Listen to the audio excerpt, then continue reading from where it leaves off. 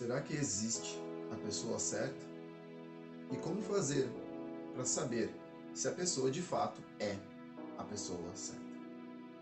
Eu sou Jonatas Duarte e ao longo da minha jornada, várias pessoas chegaram para mim e perguntaram: Jonatas, como eu faço para saber se a pessoa é certa? Como ver, descobrir e entender que a pessoa é certa? Eu vou contar um pouco da história, da minha história, o que aconteceu ao longo de uma jornada que me fez levar a esses pensamentos, a entender melhor esses pensamentos. Meu primeiro relacionamento, ele durou 12 anos. E foi um relacionamento que quando chegou ao final dele, eu olhava para a pessoa, olhava para mim e eu falava: cara, como é que pode nós estarmos com uma vida tão organizada e não dar certo? E depois tive um outro relacionamento que também não deu certo.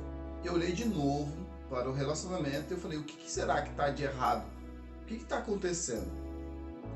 Foi quando eu entrei em uma jornada, onde nesta jornada eu comecei a olhar mais para mim e menos para as outras pessoas.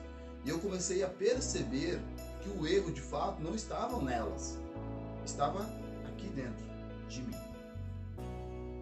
Estava em coisas e aspectos na minha vida. Existe um ditado que diz assim que o homem casa esperando que a mulher não mude o jeito que ela é e ela muda, e que as mulheres casam esperando que o homem mude e ele não muda. Isso aí nada mais quer dizer que as pessoas, quando entram em um relacionamento, elas esperam algo do outro. Mas cadê o ditado que diz que você é você mesmo? Que você precisa lidar com você mesmo, com seus sentimentos, suas dificuldades, seus desenvolvimentos. Perceba que em todos os relacionamentos, quando eles estão no começo, eles são muito bons, são tudo uma maravilha. Isso porque são duas pessoas se conhecendo e as duas buscando. O principal ponto entre as duas é entender e conhecer a outra. Acontece que quando elas entram em um relacionamento, elas começam a seguir uma jornada juntos, elas começam a ver a dificuldade que a outra tem em lidar com ela mesma. E acabam não tendo uma aceitação maior sobre o jeito que o outro é. E isso começa a trazer uma grande dificuldade. Pode notar que a maioria das pessoas, elas se dão muito bem no começo, mas ao longo de uma jornada começa a ter sérios problemas. Isso porque vocês dois se tornaram uma pessoa. Vocês dois precisam conviver de um jeito único. Mas isso não quer dizer que vocês dois precisam ter a mesma ideia, ter os mesmos pensamentos e agir da mesma forma. Cada um tem sua particularidade. E se você olhar bem para o outro e olhar bem para si, perceberá que a sua dificuldade ela está inteiramente conectada com a sua qualidade. São ações, são perfis que você tem. Você precisa entender isso. Então o primeiro passo de dificuldade é você aceitar o outro do jeito que ele é. Você conhecer de fato e aceitação. Quando você aceita o outro do jeito que ele é, vai ficar mais fácil, mais harmônico o relacionamento. Terá muito menos desentendimentos pelo fato da aceitação. Agora, discussões sempre terá. E aí entramos no segundo problema, que é querer ter razão em tudo. Existe um outro ditado que diz: você prefere ser feliz ou ter razão? Você precisa botar a felicidade num todo em primeiro lugar. A família, o núcleo tem que estar à frente do que o seu desejo particular, do que a sua necessidade particular de fazer algo. Você precisa fazer isso. O nome disso é unidade. E enquanto você não conseguir ter unidade com a pessoa que você escolheu viver a sua vida com ela, você terá sempre problemas. Querer moldar a pessoa do jeito que você é, porque você é o melhor, você é o bonitão, você que sabe de tudo. É enganação isso. Isso só vai diminuir você. Você precisa entender as coisas. Você precisa se entender. Terceiro ponto, comparar os relacionamentos. Isso aí fica algo muito difícil. Primeiro vem a comparação com os pais.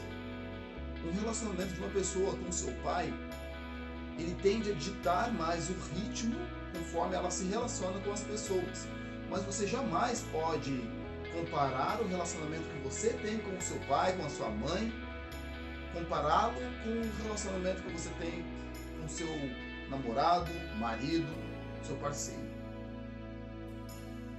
Agora não vou nem falar a quantidade de pessoas que, por ter tido tantos relacionamentos, elas abriram tantas caixinhas na cabeça de como lidar com pessoas, com relacionamentos, que quando ela entra em um relacionamento novo, ela quer fazer um misto de tudo que ela sentiu de bom ao decorrer de vários relacionamentos. Isso não existe. Você jamais terá um relacionamento com uma pessoa que tem todas as qualidades que você mais admira em outras pessoas. Cada pessoa é única. Tem os seus pontos positivos e os seus pontos a serem melhorados. Você precisa lidar com todos eles. E principalmente, você precisa lidar com os seus pontos. Quarto ponto, que ao meu ver é o ponto mais importante: desalinhamento do futuro. É natural que você encontre pessoas que o seu presente esteja muito alinhado com o presente da pessoa. Às vezes você está numa faculdade e encontra uma pessoa que também está na faculdade, e ali vocês estão com as mesmas dificuldades, estão muito parecidos. Ou você está numa balada, numa festa, em um momento de euforia, e encontra outra pessoa que também está nesse momento, e começa a combinar. Vocês entram em um relacionamento, em uma união, e quando começam a trilhar o caminho juntos, você percebe que uma pessoa está construindo algo e outra está construindo outro. Acontece que isso ainda fica pior quando esse casal tem um filho. E esse filho vira um elo que conecta o casal. E esse elo que conecta, ele vai crescendo. E muitas vezes o casal, ele pensa na família, ele fala: não, vamos ficar juntos pela criança. Mas ele não consegue ter um relacionamento adequado com o pai, com a mãe da criança. Continuam morando juntos, na mesma casa, no mesmo lar, por causa de um filho.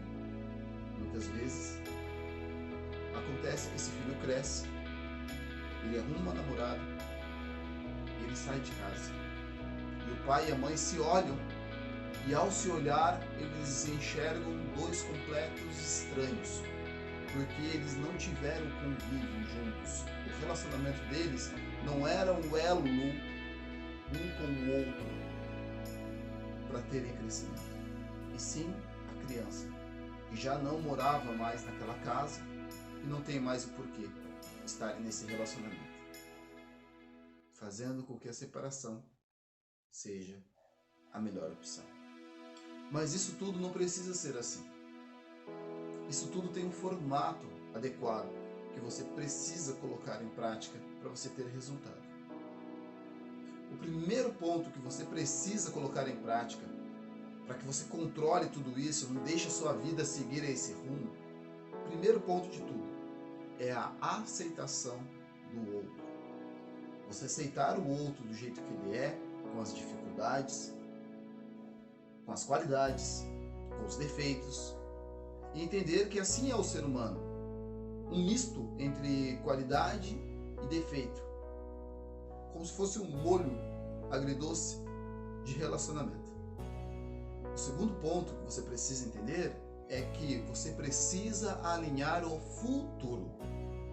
Tudo bem se vocês estão em lugares distintos, mas nesse exato momento, pare tudo que você está fazendo.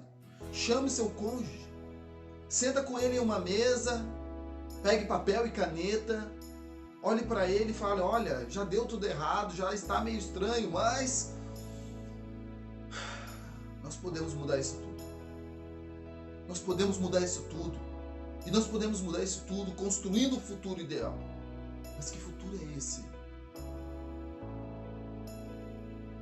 Vocês terão que negociar o futuro. Viagens, trabalhos, realizações, vivências. Escrever tudo no papel. Sonhos. Entenda qual é o sonho do seu cônjuge. O que será que arde dentro dele que talvez ele nunca falou para ninguém com vergonha do que as pessoas irão pensar nele?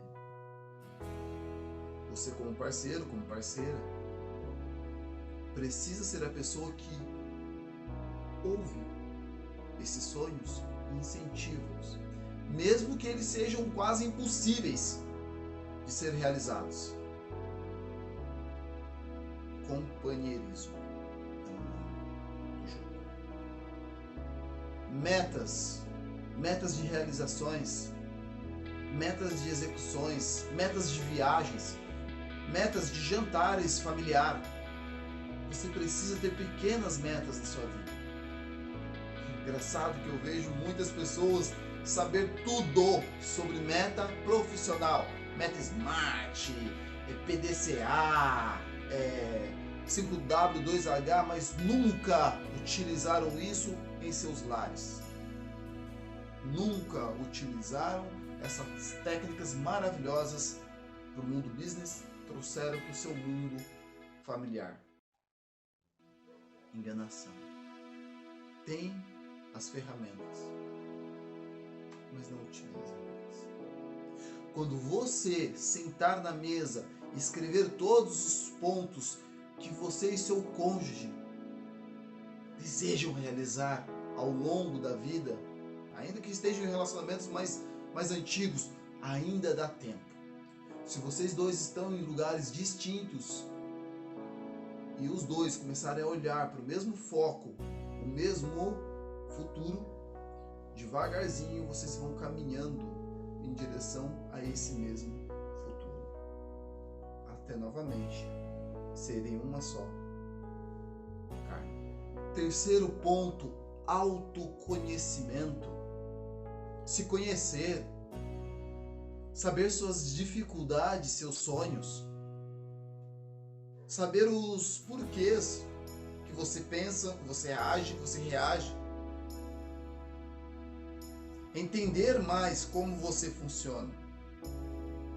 Entender que dentro de você tem um coração que bate. Tem uma mente que pensa. Existe em nossa mente, dividida em dois hemisférios, nosso cérebro. Um lado sentimental e o lado racional. Perceba que muitas vezes o seu lado emocional está chateado com algo que o seu racional ele sabe que é certo. Porque o sentimento está muito conectado com o ego. Se conheça. Entenda isso. Entenda aquela coisinha que pode parecer simples, mas que mexe no teu sentimento. De jeito positivo e de jeito negativo. Entenda isso. E com a parte racional, comece a controlá-lo. Você vai conseguir. Mas tudo é questão de prática, habilidade. Sozinho nós não fazemos nada na vida. Mas em conjunto nós sempre podemos alcançar. Em dois, em casal, você conseguirá ter resultados bons. E o quarto ponto é a comunicação eficaz. Eu vejo casais ficarem horas brigando, horas discutindo, horas em confronto por causa de uma má comunicação, uma má interpretação do que o outro falou. Pequenos ajustes na comunicação irá te fazer ser mais claro, ser menos agressivo, ser mais amável, demonstrar melhor os seus sentimentos, informar quando você não está bem, para que a outra pessoa não se sinta má, não se sinta chateada, para que você não machuque. Você tem que entender que a pessoa com quem você está junto não é um saco de pancada verbal, onde que você precisa ficar verbalizando para ela coisas que machucam. E quando eu falo de comunicação, eu não estou falando apenas da palavra, estou falando da sua postura corporal, a sua face. Muitas vezes ela está dizendo o incômodo que tem no seu coração e na sua mente, que o seu cônjuge não tem nada a ver com isso, mas pela sua falta de habilidade de se comunicar, ele se sente machucado por isso. Quando você buscar entender a comunicação, quando você buscar colocar esses 4 pilares, que a minha visão são os 4 pilares mais interessantes para que você tenha um relacionamento duradouro, você controlará melhor a sua vida, seu relacionamento e terá uma vida abundante. Se você gostou desse vídeo, clique aqui no curtir, é o único jeito que o YouTube ele consegue perceber que esse vídeo fez sentido e ele consegue mandar para outras pessoas. E falando em mandar, já também compartilhe esse vídeo com o seu amigo que é casado, para que ele possa controlar melhor a vida dele e que assim nós possamos mudar, nem que seja um pouco, o mundo e principalmente os nossos relacionamentos. Uma coisa que eu sempre digo: a qualidade da sua vida está de acordo com a qualidade do seu relacionamento.